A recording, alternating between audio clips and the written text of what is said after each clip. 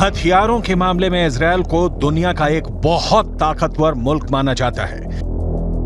Israel का arrow air defence इतना ताकतवर है कि इजरायल दावा करता है कि अगर 2000 किलोमीटर दूर से भी कोई मिसाइल इजरायल की तरफ लॉन्च होती है तो मिसाइल लॉन्च होते ही इजरायल का एयर डिफेंस सिस्टम एक्टिव हो जाता है। जब तक इजरायल अपनी एयरफोर्स के माध्यम से गाजा पट्टी पर बमबार्डिंग करता रहा, तब तक इजरायल के सैनिकों के मारे जाने की संख्या का आंकड़ा लगभग स्थिर रहा। लेकिन जैसे ही इजरायल ने अपना ग्राउंड ऑपरेशन शुरू किया, इजरायल के सैनिकों की मौतों की संख्या लगातार बढ़ती गई।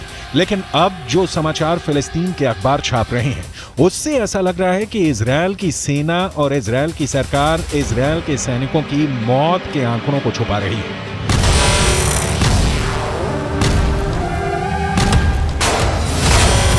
फिलिस्तीन क्रॉनिकल नाम के एक अखबार ने इजरायल के मिलिट्री सिमेट्री यानी इजरायल के सैन्य कब्रिस्तान यानी वो जगह जहां पर इजरायल के सैनिकों को दफन किया जाता है, उस जगह के डायरेक्टर डेविड वार्नर बरूच का एक इंटरव्यू छपा है। इस इंटरव्यू में इजरायल की मिलिट्री सिमेट्री के डायरेक्टर डेविड वार्नर ने कहा है कि इजरायल के अंदर हर घंटे एक इजरायली सैनिक का शव कब्रिस्तान में दफन होने के लिए आ रहा है। इस इंटरव्यू को फिलिस्तीन के अरब देशों के अखबारों ने हाथों हाथ लिया और यह दावा किया कि इजरायल के सैनिकों की मौत का आंकड़ा आधिकारिक आंकड़े से कहीं ज्यादा है। जेरूसलम के पश्चिमी इलाके में माउंट हर्जल कब्रिस्तान है और यहां पर इजरायल की सेना में काम करने वाले सैनिकों को दफनाया जाता है। मिडल ईस्ट मॉनिटर नाम की एक और न्यूज वेबसाइट में इस कब्रिस्तान के डायरेक्टर डेविड ओरेन का बयान छपा है। पिछले 48 घंटे में 50 इजरायली सैनिकों को दफनाया गया है। ये चौंका देने वाली बात है क्योंकि इजरायल ने दावा किया है कि 7 अक्टूबर से अब तक इजरायल के करीब 400 सैनिक मारे गए हैं। इनमें से करीब 80 सैनिक गाजा के ग्राउंड ऑपरेशन में मारे गए हैं। करीब 10 सैनिक लेबनान के बॉर्डर पर हिजबुल्लाह से लड़ते हुए मारे गए हैं और 300 से ज्यादा सैनिक 7 अक्टूबर और उसके बाद एक हफ्ते तक इजरायल के अंदर हमास के आतंकवादियों से सीधे लड़ते हुए मारे गए हैं। लेकिन फिलिस्तीन के अखबारों का दावा है कि ग्राउंड ऑपरेशन में इजरायल के सैनिकों के मारे जाने की संख्या आधिकारिक आंकड़ों से कहीं ज्यादा है।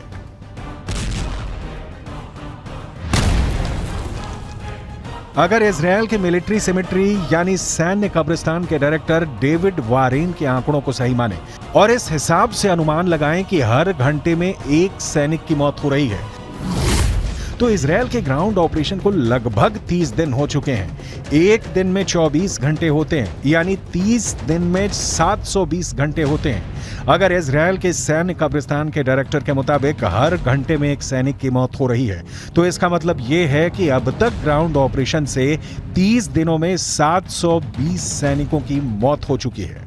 यह सिर्फ एक अनुमान है, इसकी पुष्टि नहीं की जा सकती है।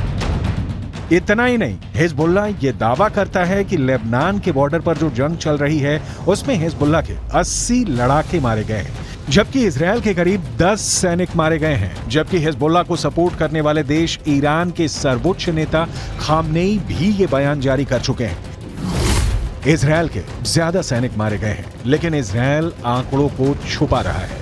अब ऐसे में सवाल ये उठता है कि क्या वाकई में इजरायल की सेना अपने मारे गए सैनिकों के आंकड़ों को छुपा रही है? इजरायल की सेना प्रोपेगेंडा वॉर में हमेशा सबसे आगे रहती है और आज भी इजरायल और हमास के युद्ध में अगर देखा जाए तो हमास के पक्ष में बात करने वाले गाजा पट्टी के फिलिस्तीनी पत्रकारों की हालत बहुत ज्यादा खराब है। गाजा पट्टी के अंदर लगातार हुई बमबारी में अब तक करीब 45 पत्रकार मारे जा चुके हैं जो फिलिस्तीन के मुद्दे को कवर कर रहे थे। अब ऐसी स्थिति में गाजा के संचार तंत्र पर इजरायल का 75% कब्जा है और इजरायल जो चाहता है वही सूचना गाजा से बाहर निकलती है, क्योंकि गाजा के अंदर इजरायल की सेना अपनी पकड़ को मजबूत कर रही है। और जहां तक इजरायल के सैनिकों के मारे जाने की संख्या का सवाल है, तो यहां एक और बात जाननी जरूरी है कि इजरायल की डिफेंस फोर्स खुद को एक सुपीरियर आर्मी यानी सर्वश्रेष्ठ सेना की तरफ प्रस्तुत करती है और ऐसे में वो कभी नहीं चाहेगी कि वो अपने सैनिकों की मौत के ऐसे आंकड़े पेश करे जो दुश्मनों के मुकाबले ज्यादा हो। लेकिन यहाँ पर नोट करने वाली बात यह भी है कि इजरायल की ये सैन्य नीति है कि वो हमेशा दुश्मन के 10 गुना आदमी ज्यादा मारता है और अब तक के आंकड़ों पर गौर करें तो गाजा के अंदर 15,000 से ज्यादा लोग मारे जा चुके हैं और करीब 7,000 लोग मलबे में दफन हैं। इनमें से मारे गए बच्चों की संख्या तो करीब 7,000 हो चुकी है। यानी गाजा में एक बहुत बड़ा नरसंहार हो रहा है। लेकिन उसके बाद भी अमेरिका के नेशनल सिक्योरिटी काउंसिल के प्रवक्ता जॉन किर्बी ने पत्रकारों के सामने एक प्रेस कॉन्फ्रेंस में यह कहा है कि गाजा पट्टी में कोई नरसंहार नहीं हो रहा है। ये पूरा बयान आपको सुनाएंगे और इसके आगे आपको ये भी बताएंगे कि कैसे जॉर्डन भी गाजा पट्टी के जख्मों पर नमक छिड़क रहा है। लेकिन सबसे पहले अमेरिका के उस पाखंड के बारे में बताना जरूरी है जो बिल्कुल साफ नजर आ रहा है।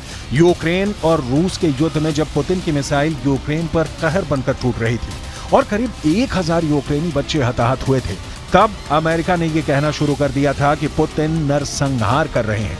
लेकिन गाजा पट्टी के अंदर हजारों मौतों के बाद भी अमेरिका इसे नरसंहार नहीं मान रहा है। यह अमेरिका के दोहरे मापदंडों का बुक टेक्स्ट एग्जाम्पल है।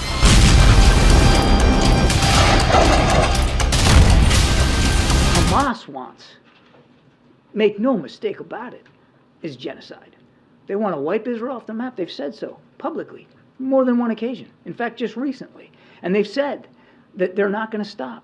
What happened on the 7th of October is going to happen again and again and again. And what happened on the 7th of October? Murder, slaughter of innocent people in their homes or at a music festival. That's genocidal intention.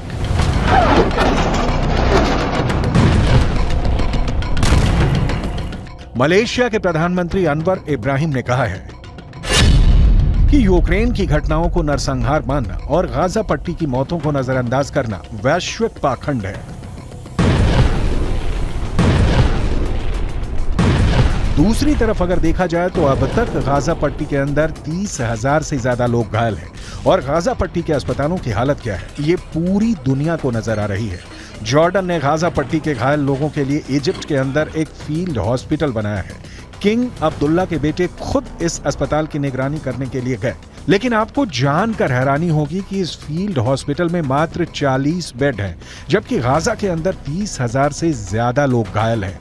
और इन हालातों में एक field hospital में मात्र 40 bed का इंतजाम लोगों के साथ एक क्रूर मजाक है।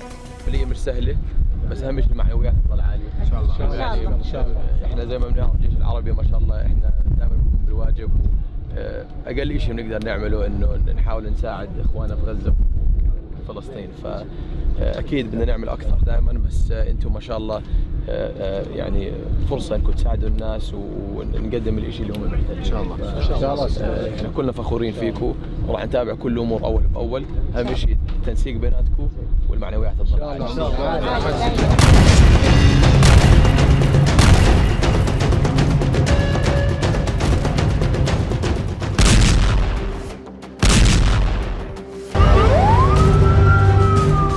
इजरायल अपनी टेक्निकल सुपेरियरिटी की वजह से अजेय है। पिछले हफ्ते इजरायल ने हमास की ताकत को इस कदर नेस्तोनाबूद किया था कि पिछले हफ्ते 72 घंटे में इजरायल की राजधानी तेल अवीव पर एक भी मिसाइल अटैक नहीं हुआ था।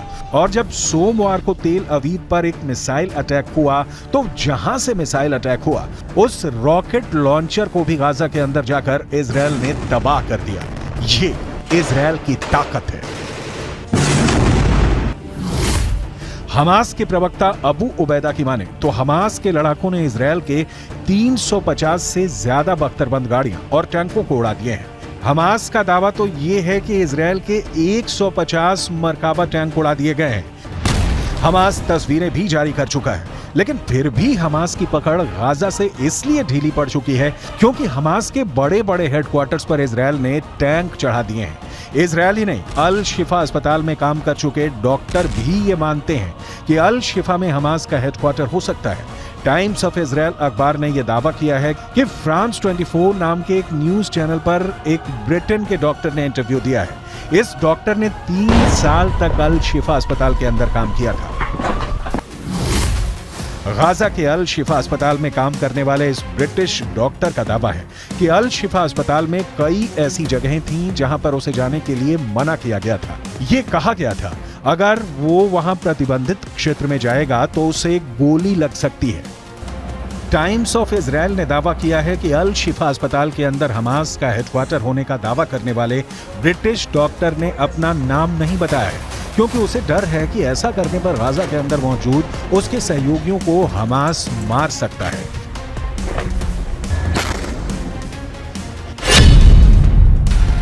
अल शिफा अस्पताल में काम करने वाले इस ब्रिटिश डॉक्टर ने आगे कहा कि सावधान किए जाने की वजह से मैं गाजा के अल शिफा अस्पताल के प्रतिबंधित क्षेत्रों से दूर रहा, लेकिन मैंने कुछ संदिग्ध से नजर आने वाले ऐसे लोगों को अस्पताल में हर समय अंदर और बाहर जाते देखा था, जो चिकित्सा कर्मी नहीं थे।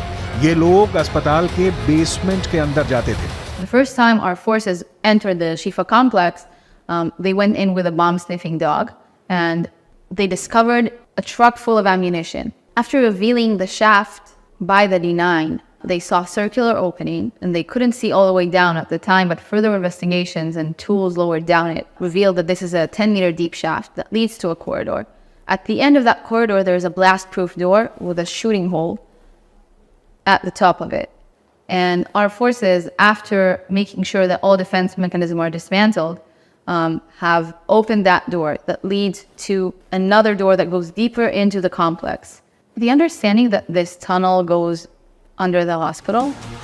इजराइल डिफेंस फोर्स ने इस ब्रिटिश डॉक्टर के इंटरव्यू को आधार बनाते हुए एक बार फिर कहा है कि इस इंटरव्यू से साबित होता है कि अल शिफा अस्पताल का इस्तेमाल हमास के आतंकवादियों के द्वारा हेडक्वार्टर की तरह किया जा रहा था।